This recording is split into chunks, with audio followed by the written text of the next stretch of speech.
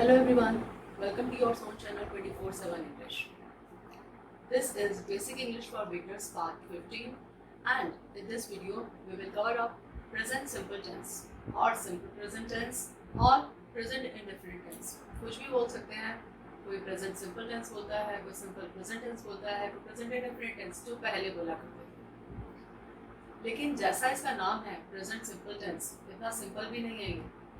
तो इसलिए इस वीडियो को आप पूरा देखिएगा, तभी आपको ये अच्छे से क्लियर होगा.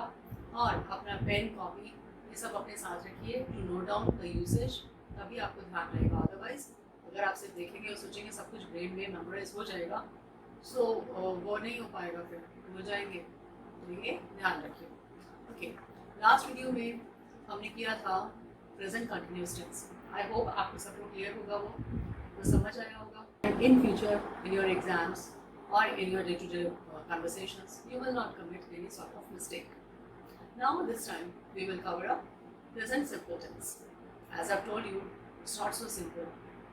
मैं आपको डरा नहीं रही, लेकिन आपको ये बताना ज़रूरी है कि इसको इतना लीनियंटली मत लीजिए, क्योंकि ये बहुत ज़्यादा हम यूज़ करते हैं, लेकिन बहुत ज़्यादा गड़बड़ भी इसमें होती है, मिस्टेक्स भी मैक्सिमम इसी में होती है. So let's start. Present simple sentence जैसा हमने किया था कि हमारे टेंसेस किस लिए यूज होते हैं, to describe the time of verb. हमारा जो भी एक्शन है वो कब हुआ है, किस टाइम पे हुआ है, प्रेजेंट में हुआ है, पास्ट में हुआ है, फ्यूचर में हुआ है, उसको डिस्क्राइब करने के लिए हमें टेंसेस की रिक्वायरमेंट होती है. We need the tenses. अब हमने प्रेजेंट कंटिन्यूअस टेंस किए थे, तो उसमें हमने ये किया था कि जो एट प्रेजेंट चल रहा है या जो भी हमने उसके यूजेस फर्दर किए थे. I am not going to repeat that, but इसमें हम क्या करेंगे, इसमें आप अलग यूजेस देखते हैं कि प्रेजेंट सिंपल टेंस से क्या यूसेज है, वो कहाँ कहाँ यूज़ होता है और कैसे यूज़ होता है. तो first one is we use this tense to talk about facts. Facts मतलब जो सच्चाई है, ये जो हम कहना चाह रहे हैं, जो हम अफर्मेटिव सेंटेंसेस में या डिक्लेरेटिव सेंटेंसेस आप कह सकते हैं उसमें बोलते हैं, तो वो हो गए हमारे फैक्ट्स. मतलब हम कुछ डिक्लेयर कर रहे हैं. Universal truths. यूनिवर्सल ट्रूथ का मतलब होता है कि जो हमारे संसार की सच्चाई है, जो होता ही होता है. कैसे? फॉर एग्जाम्पल अब आप लिखे सन इज हॉट, सन हॉट ही रहेगा, वो कभी ठंडा नहीं होने वाला. मून इज कूल, मून जो है वो ठंडा रहेगा, वो कभी गर्म नहीं हो जाएगा. फिर अर्थ इज राउंड, ये हमारी पृथ्वी जो है, धरती जो है, ये गोल है, वो स्क्वायर या रेक्टेंगल या ट्रायंगल नहीं हो जाएगी. Then we come that sun rises in the east. Sun हमेशा ईस्ट में ही निकलता है. आज तक कभी ऐसा नहीं हुआ कि ईस्ट की जगह वेस्ट, नॉर्थ या साउथ में कहीं निकला हो. तो ये सब क्या है, ये हमारी यूनिवर्सल ट्रूथ्स है, ये सच्चाई है, ये कभी चेंज नहीं होती. वहाँ हमेशा हम सिंपल प्रेजेंट टेंस यूज करते हैं. जनरलाइजेशंस. जनरलाइजेशन मतलब जो जनरली हम बात करते हैं, जनरल चीज़ें होती हैं उसके बारे में. अभी एग्जाम्पल से आपको पता चलेगा. देन मोर और लेस परमानेंट. मोर और लेस परमानेंट का क्या मतलब कि या तो वो परमानेंट कुछ टाइम के लिए हैं या वो कम टाइम के लिए. तो वो चीज़ें हम देखेंगे इन सेंटेंसेस में. तो let's start. The sun is hot. जैसा आपको बताया, सन हॉट है, सन गर्म है. अब सन गर्म ही होता है, वो कभी ठंडा नहीं होता. ये हमारा यूनिवर्सल ट्रूथ है. The moon is cool. Moon ठंडा होता है, शाम को शीतलता देता है. तो मून इज कूल, वो ठंडा ही रहेगा, वो गर्म नहीं होगा. Then the sun rises in the east. Sun हमेशा ईस्ट में, पूर्व में ही निकलता है, कभी भी पश्चिम में, उत्तर में, दक्षिण में, मतलब वेस्ट में, नॉर्थ में, साउथ में ऐसा नहीं होता कि वहाँ से निकलना शुरू करे. कि आज आप देख रहे हैं कि आपके घर में या आपकी बालकनी में इस साइड से सूरज निकल रहा है और कल मॉर्निंग में आप उठे तो पता चले इधर से निकल रहा है. मतलब कुछ पता ही नहीं चल रहा है कि कभी यहाँ से निकल रहा है, कभी यहाँ से. ऐसा हुआ है कभी? कभी नहीं होता ऐसा. सन आपको एक ही डायरेक्शन में निकलेगा. अगर वो ईस्ट साइड है तो आप ईस्ट में ही निकलेगा, इसी तरफ से हमेशा सन निकलेगा. तो ये एक आपका यूनिवर्सल ट्रूथ है. The earth is round. Earth जो है वो राउंड है, गोल है. गोल होने का मतलब क्या है कि हमारे अभी हम सब शुरू से देखते पढ़ते आ रहे हैं कि अर्थ is round, round in shape. अब ऐसा नहीं होने वाला कि अर्थ जो है वो स्क्वायर हो जाए या रेक्टेंगल हो जाए या ट्रायंगल हो जाए. No, this is universal truth कि वो राउंड है तो वो राउंड ही रहेगी. Mangoes are sweet. अब आते हैं हम मैंगोज आर स्वीट्स. ये क्या है? स्वीट है तो मतलब फैक्ट सही है कि मैंगोज मीठे हैं, तो ये फैक्ट है. ये एक, हम ये नहीं कहेंगे कि ट्रुथ है, सच्चाई नहीं कह सकते, हम इसको फैक्ट कह सकते हैं. या हम इसको डिक्लेरेटिव सेंटेंस बोल सकते हैं कि हम डिक्लेयर कर लेंगे. खट्टे भी होते हैं, बट यहाँ मैंगोज आर स्वीट, तो this is a fact. It's hot in summer, मतलब कि समर यानी गर्मियों में हॉट है, गर्म है। अब गर्मियों में तो गर्मी ही होती ही है, लेकिन ये एक फैक्ट है। फैक्ट क्यों है? क्योंकि हम इसको ट्रुथ नहीं कह सकते। बहुत सी कंट्रीज ऐसी हैं जहाँ पे समर्स में भी ठंड होती है, विंटर्स में तो होती ही है, वहाँ तो कभी गर्मी होती ही नहीं है। तो इसलिए it's hot in summer, this is a fact, ये फैक्ट है। और आप ये भी कह सकते हैं इसको, इट्स अ जनरलाइजेशन, कि जनरली ऐसा ही होता है कि समर्स में हॉट होता है। It's cool in winter, winters में ठंड होती है, तो विंटर्स में ठंड है।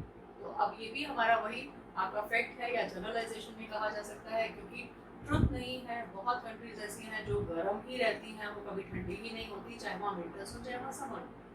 तो ये सब पे एप्लीकेबल नहीं हो सकता, but it is a fact. 2 और 2 मेक्स 4, 2 और 2 मिलके 4 होते हैं। तो ये आपका फैक्ट है। You are a student, you are a student, you are student, ये क्या है? This is a fact. और मोर और लेस परमानेंट, दोनों चीजें हैं। जर्नलाइजेशन भी है, जनरल चीज है कि यू आर अ स्टूडेंट, एक फैक्ट है कि तुम एक स्टूडेंट हो, हमारा डिक्लेरेटिव सेंटेंस। और मोर और लेस परमानेंट, कि हमेशा स्टूडेंट नहीं रहोगे भाई, आज स्टूडेंट हो, ये थोड़े 20 साल बाद भी स्टूडेंट ही रहोगे, कभी तो कुछ और बनोगे। She works in a bank, more और लेस परमानेंट, ये अभी वो काम करती है, she works in bank. Last time हमने पढ़ा था she is working in a school और she is working as a teacher, तो वो था कि वो स्कूल में काम कर रही है। बट यहाँ क्या है? She works in a bank, कि वो वहाँ काम करती है, वो वहाँ काम करती है। अब ये परमानेंट नहीं है। मोर और लेस परमानेंट का मतलब है कि ज़रूरी नहीं है कि वो हमेशा ही बैंक में काम करेगी, हो सकता है वो किसी और डिपार्टमेंट में जाके जॉब कर सकती है जहाँ उसको बेटर अपॉर्चुनिटी मिले। So this is simple present tense. Now cows don't fly, cows don't fly, ये क्या है? This is a fact. Cow उड़ती नहीं है, वो फ्लाई नहीं करती हैं। Dogs are best friends, dogs are best friends, ये भी एक फैक्ट है, क्योंकि हम इसको ट्रुथ नहीं कह सकते। ट्रुथ क्यों नहीं कह सकते? क्योंकि डॉग्स भी ऐसे होते हैं जो काट लेते हैं, इवन अपने ओनर को भी काट लेते हैं। सो ये हमारा फैक्ट हो गया। Now you swim well, this is also a fact. It snows in winter, it snows in winter, this is also a fact और जनरलाइजेशन। और मोर और लेस परमानेंट, तीनों चीजें यहाँ आ जाती हैं। कैसे? इट स्नोज इन विंटर, कहते हैं विंटर में स्नोफॉल होती है, स्नो होती है, बर्फ गिरती है। क्या दिल्ली में ऐसा होता है? नहीं होता। क्या मेट्रोस में, चेन्नई में, कोलकाता में, बेंगलोर में, मुंबई में ऐसा होता है? नहीं होता। तो ये क्या है? ये फैक्ट है और मोर और लेस परमानेंट है। जो ये फैक्ट हर जगह एप्लीकेबल नहीं है, कुछ जगह है, कुछ जगह नहीं है। तो ये ट्रुथ नहीं है, ये एक फैक्ट है। People need food to live, ये क्या है? ये हमारा, ये भी एक फैक्ट है। People need food to live, कि लोगों को जीने के लिए क्या चाहिए? फूड चाहिए। हमारा भी फैक्ट है। आप कहेंगे ये यूनिवर्सल ट्रुथ क्यों नहीं है? क्योंकि खाना तो सभी खाते हैं। बिल्कुल, ये यूनिवर्सल ट्रुथ इसलिए नहीं है क्योंकि बहुत सारे हमारे सेंट्स, सेंट्स मतलब जो हमारे साधु महात्मा होते हैं, जो सालों तपस्या करते हैं, तो वो खाना नहीं खाते। वो ऐसा नहीं कि लंच कर लिया फिर तपस्या में बैठ गए, फिर डिनर के टाइम फिर उठ गए, ऐसा नहीं करते। तो सालों तपस्या करते हैं, ना कुछ खाते हैं ना कुछ पीते हैं, लेकिन वो फिर भी सर्वाइव करते हैं और बहुत सालों तक सर्वाइव करते हैं। So this is a fact, people need food to eat. अब ये सारे सेंटेंसेस हमने ऐसे देखे जहाँ पे क्या यूज किया है हमने सेंटेंसेस में, आइदर फैक्ट्स हैं और यूनिवर्सल ट्रूथ्स हैं और जनरलाइजेशंस हैं और more and less permanent things हैं। तो वो हमने यहाँ पर सिंपल प्रेजेंट टेंस में या प्रेजेंट सिंपल टेंस में यूज किया। बट आप एक चीज नोटिस करेंगे यहाँ पे, यहाँ देखिए द सन इज हॉट, यहाँ पे क्या है? ये हमारा हेल्पिंग वर्ब और auxiliary verb. Moon is auxiliary verb. The sun rises, rise, ये हमारा मेन वर्ब है। Earth is round, auxiliary verb. Mangoes are sweet, auxiliary. It's hot, it is hot, auxiliary verb. It's cool, it is, auxiliary. Then to और more, to makes, make main verb. फिर you are student, are, auxiliary verb. She works in a school, work, main verb. Cows don't fly, do. ये क्या हो गया हमारा? ये हमारा auxiliary verb हो गया। Because हमने यहाँ क्या किया है? हमने यहाँ negative sentence लिखा। और जैसा हमने last time भी पढ़ा था कि जब भी हम negative sentences लिखते हैं, हम present tense में हम do और does use करते हैं। So dogs are best friends, are. Auxiliary verb, you swim well, swim main verb, it snows in winter, snow यहाँ पे main verb, and people need food to eat, need main verb. अब यहाँ देखेंगे या तो यहाँ हमारे ऑक्सिलरी वर्ब्स यूज हुए हैं या हमारे मेन वर्ब हो, दोनों इकट्ठे कंबाइन यूज नहीं हुए हैं। जैसा हमने प्रेजेंट कंटिन्यूअस टेंस में कहा था कि उसमें हमारा ऑक्सिलरी वर्ब भी यूज हुआ था प्लस हमारा जो वर्ब था मेन वर्ब वो और उसके साथ आईएनजी ऐड हुआ था। बट यहाँ ऐसा नहीं है, आइदर हमने हेल्पिंग वर्ब्स यूज करे हैं या फिर हमने मेन वर्ब्स यूज करे हैं। तो इन सेंटेंसेस का ऑर्डर क्या बन जाता है हमारा, आइदर सब, ये पहले सब्जेक्ट फिर वर्ब, सब्जेक्ट प्लस वर्ब। अब वो मेन वर्ब है या ऑक्सिलरी वर्ब है, इट डिपेंड्स, दोनों में से एक यूज होगा, दोनों यूज नहीं होंगे। तो सब्जेक्ट हमारा यहाँ पे हो गया sun, moon, sun, earth, mango, it, two, you, she, cow, dog, you, it, people, ये हमारे हो गए सब्जेक्ट। और बाकी जैसे आपने देखा ऑक्सिलरी वर्ब्स हैं या फिर आपके मेन वर्ब्स हैं। पर ये बाद में जो लगा है, कहीं हॉट है कहीं कोल्ड है, कहीं एडजेक्टिव्स यूज किए हैं, कहीं पर आपके सब्जेक्ट का ही आपका नाउन और प्रोनाउन यूज किया है, तो उस तरह से हमारा सेंटेंस जो है वो कंप्लीट हो जाता है। तो हमने यहाँ क्या नोटिस किया कि आइदर भी यूज, या तो हम सिर्फ हेल्पिंग वर्ब यूज करते हैं या फिर हम मेन वर्ब यूज करते हैं। और मेन वर्ब, अब मेन वर्ब तो हमारा कोई भी हो सकता है, लेकिन हेल्पिंग वर्ब कौन कौन से यूज हुए हैं हमारे, इज, एम, आर, सिर्फ ये हेल्पिंग वर्ब्स हमने यूज करें और कोई हेल्पिंग वर्ब यूज नहीं किया। आप सारे सेंटेंसेस में चेक कर सकते हैं। इस किसके साथ यूज होता है, ही, शी, इट, इन सब के साथ इज यूज होता है, he, she, it. Am only I के साथ यूज होता है और किसी के साथ यूज नहीं होता। आर आपका यू, वी एंड वी, इनके साथ हम आर यूज करते हैं। अब आप एक चीज और नोटिस करेंगे यहाँ पे, यहाँ हमने लिखा the sun rises, rise S, rises. फिर हमने यहाँ लिखा टू और टू मेक्स, मेक एस लगाया, मेक्स। फिर further she works, work, works बन गया, एस लगा दिया हमने। और इट स्नोज, स्नो एस लगाया, स्नोज बन गया। सो अब यहाँ पे इससे क्या पता चलता है कि जो हमारे मेन वर्ब्स हैं, मेन वर्ब्स में स्पेशली कहाँ पर जिनके साथ हम इज यूज करते हैं, ई, शी, इट, इनके साथ हम मेन वर्ब के साथ एस और ई एस कंबाइन कर देते हैं। जैसे हमने पिछले भी उसमें करा था वीडियो में, she does not, it does not और यू डू नॉट, इस तरह से किए थे। तो इस के साथ यूज होने वाले जो हमारे सब्जेक्ट्स हैं, he, she, it, he, it stands for a boy और man, she stands for a girl or a lady or a woman, it stands for anything else, it can be living or non-living।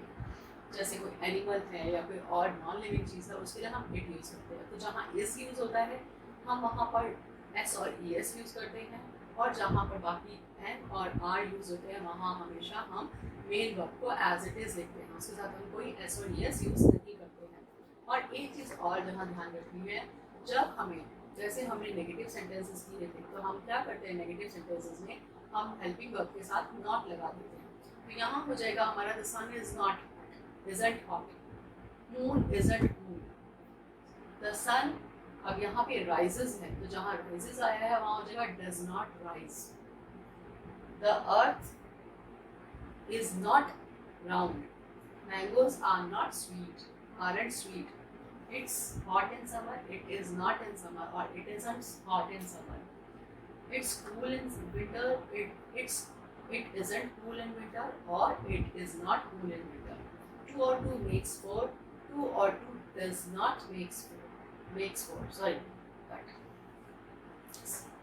2 और 2 makes 4, 2 और 2 does not make 4। जहाँ s लगा है वहाँ पर हम does लगा देंगे, उसके बाद not लगा देंगे, doesn't और does not, और ये हमारा s जो है वो हट जाएगा, तो does not make 4।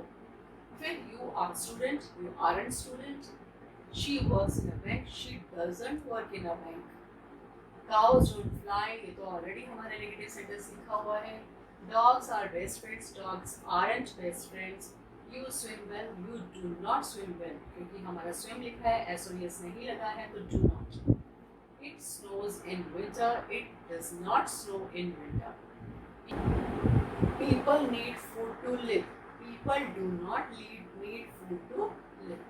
तो हमने क्या देखा यहाँ पे, जब हम हेल्पिंग वर्ब के साथ नॉट लगा देते हैं तो हमारा क्या बन जाता है, हमारा नेगेटिव सेंटेंस बन जाता है.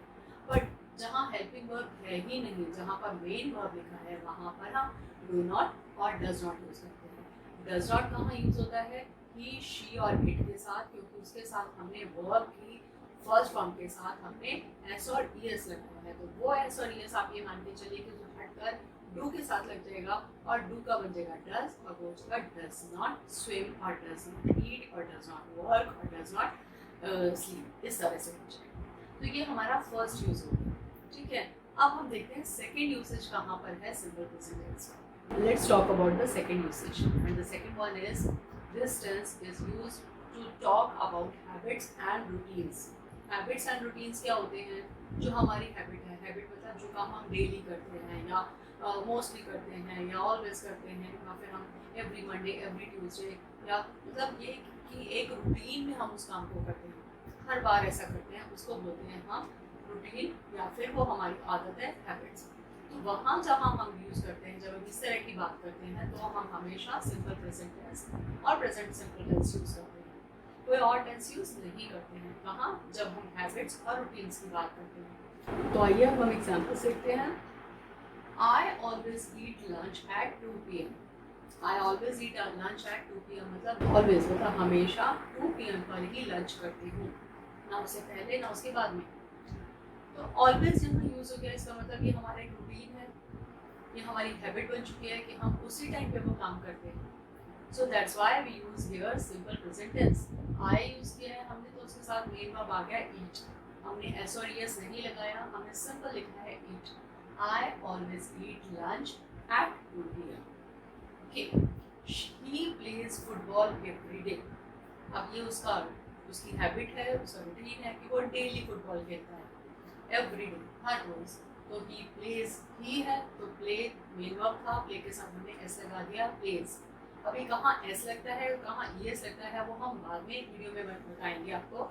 लेकिन अभी आपको ये क्लियर करना है कि ही, शी, इट के साथ जो भी हम मेन वर्ब्स यूज़ करते हैं, उनके साथ हम एस और ईएस यूज़ करते हैं. He plays football every day. अब यहाँ एवरी डे आ गया, तो ये हमारा एक क्या बन गया, उसकी हैबिट हो गई, रूटीन हो गया. She goes to school daily, वो डेली स्कूल जाती है, तो वो उसकी रूटीन है, उसके रूटीन में है कि उसको डेली स्कूल जाना ही है. She goes, go, that is main verb और ईएस ऐड होता है. They study French every Monday. Her Monday को, एवरी मंडे को फ्रेंच पढ़ते हैं. They study French. तो ये क्या है, ये उनकी हैबिट है. ओके, तो dog walks in the park daily. Dog daily park में वॉक करता है, तो वो एक उसका रूटीन है.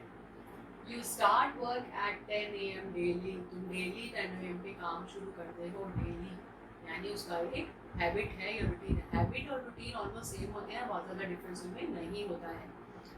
So you start work, you के साथ हमने स्टार्ट लिखा, हमने स्टार्ट से ही लिखा start. They always drink water before dinner. They drink. They always आ गया तो हमेशा, तो वो always drink, तो इसका मतलब ये हमारा simple present tense हो गया.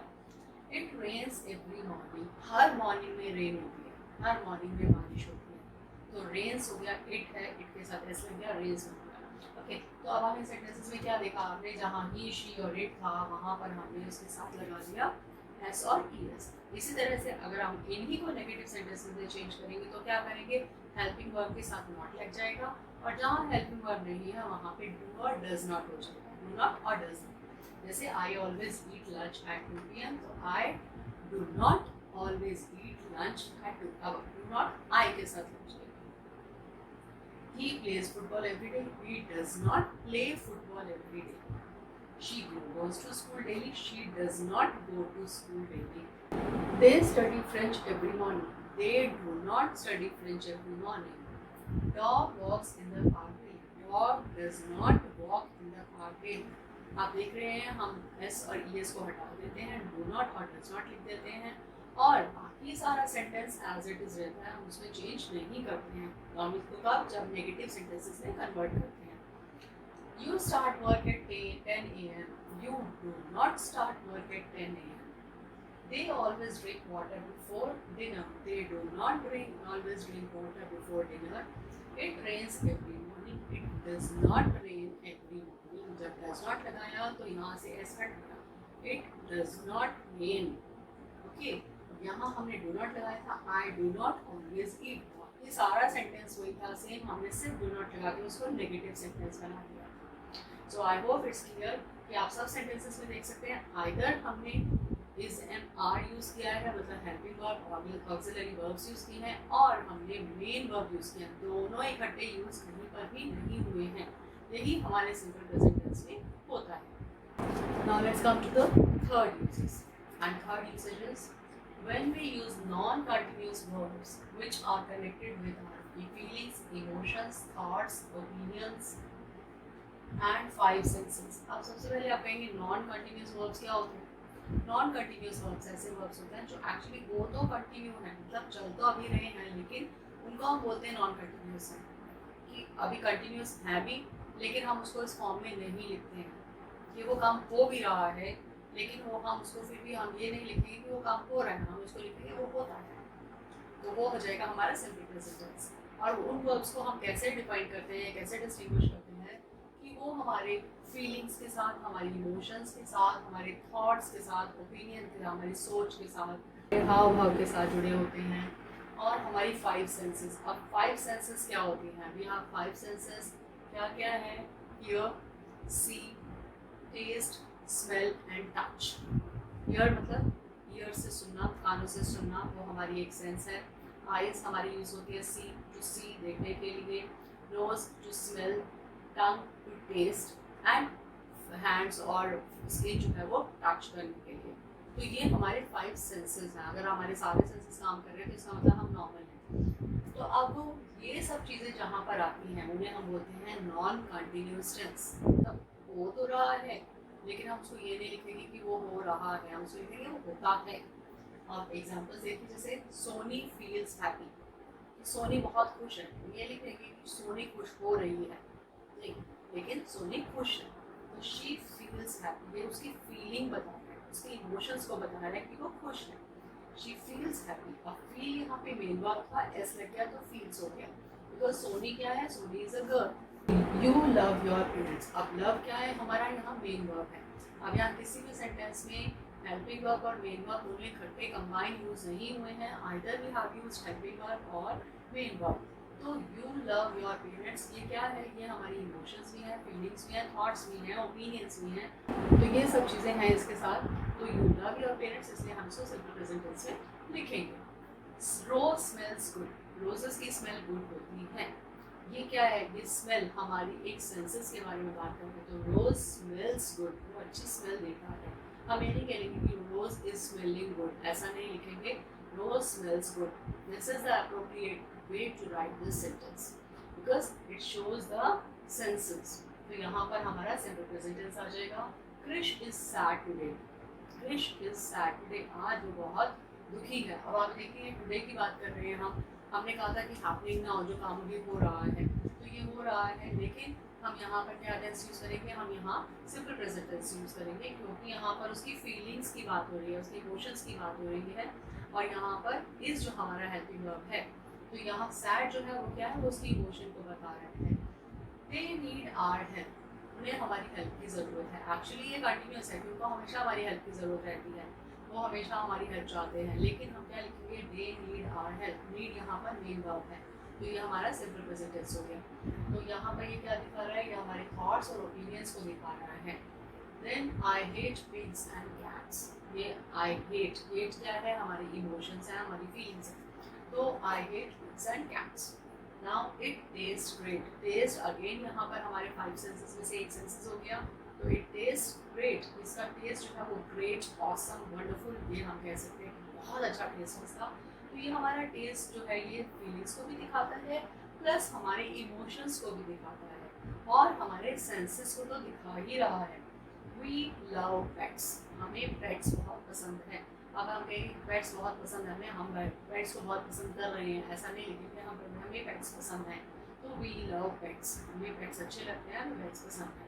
तो तो ये सारे सेंटेंसेस कैसे हो गए, जहाँ पे हमारी फीलिंग्स, हमारी इमोशन, थॉट्स, ओपिनियंस या हमारे सेंसेस के बारे में हमने बात करी है, ये सब चल तो कंटिन्यूस वे में रहे हैं, बट हम इनको बोलते हैं नॉन कंटिन्यूस वर्ब्स, क्योंकि ये हमारी इन सब चीज़ों को दिखा रही हैं। तो इन यहाँ पर ये चीज़ें यूज़ होती हैं या इस तरह के हम वर्ब्स यूज़ करते हैं, we use simple present tense, उसके अलावा कोई और टेंस हम यूज़ नहीं करते हैं। Okay, now the last one usage, let's see. So the last usage of simple present tense is to talk about something that will happen in near future. Future.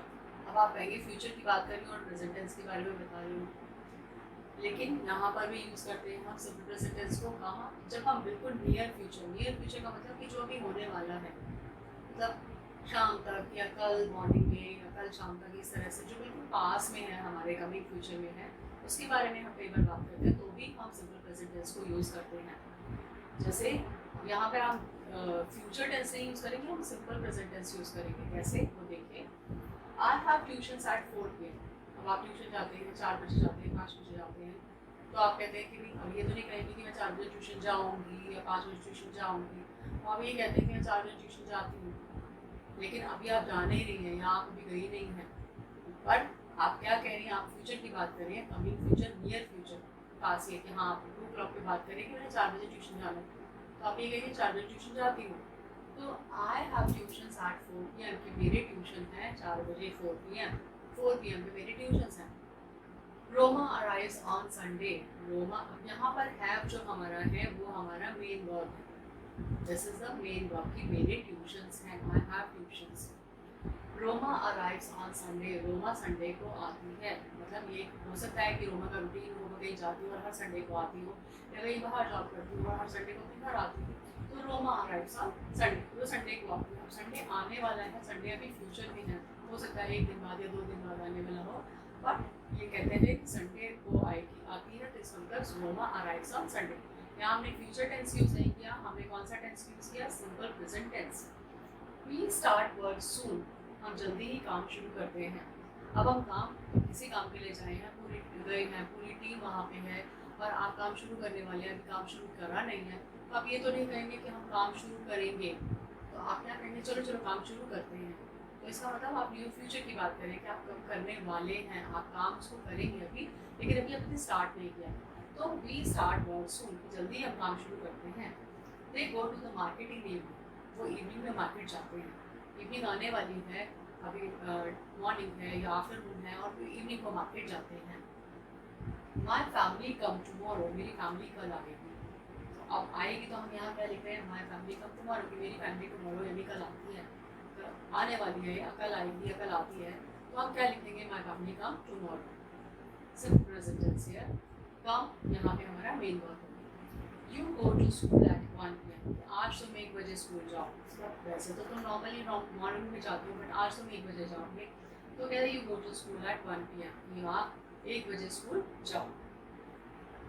Ravi plays football in the evening, Ravi football खेलता है, अब ये उसका routine भी हो सकता है, उसकी हैबिट भी हो सकती है, बट यहाँ पर हम बात किसकी कर रहे हैं, हम नियर फ्यूचर की बात कर रहे हैं कि वो इवनिंग में फुटबॉल खेलता है, खेलेगा नहीं बोल रहे हैं, हम कहते हैं वो इवनिंग में फुटबॉल खेलता है, तो Ravi plays football game in the evening, तो ये हमारा नियर फ्यूचर हो गया, और यहाँ पर भी हम सिंपल प्रेजेंट टेंस यूज़ करते हैं। अब आपने देखा यहाँ पर हैव हमने मेन वर्ब यूज़ किया, then arrive main verb, Roma girl है तो उसके साथ अराइव्स हो जाएगा, start main verb, go main verb, come main verb, go main verb and play main verb, सारे हमारे मोस्टली मेन वर्ब ही यूज़ हुए हैं। और ये सब हमारे कैसे हैं सेंटेंसेस, ऐसे सेंटेंसेस हैं जो हमारे नियर फ्यूचर की बात कर रहे हैं, कमिंग फ्यूचर की बात कर रहे हैं, जो पास में है, तो बहुत आगे या बहुत दूर की बात नहीं कर रहे, बिल्कुल आज शाम को या कल सुबह या कल शाम को ऐसे बात कर रहे हैं, तो वहाँ पर भी हम सिंपल प्रेजेंट टेंस यूज़ करते हैं। सो आज इस वीडियो में आपने देखा कि हमने सिंपल प्रेजेंट टेंस कहाँ यूज़ किया, हमने 4 यूसेज इसके देखे और उन सबके सेंटेंसेस भी हमने अच्छे से समझे। आई होप ये सब आपको अच्छे से क्लियर हो गया होगा, and if you understood everything then don't forget to like the video, share among your friends so that they can also be benefited, and if you have not subscribed the channel then what are you waiting for, who will come to tell you subscribe करिए और साथ साथ bell icon को भी ज़रूर press करिए, because then only you will get all the notifications. Thank you very much. Thanks for watching.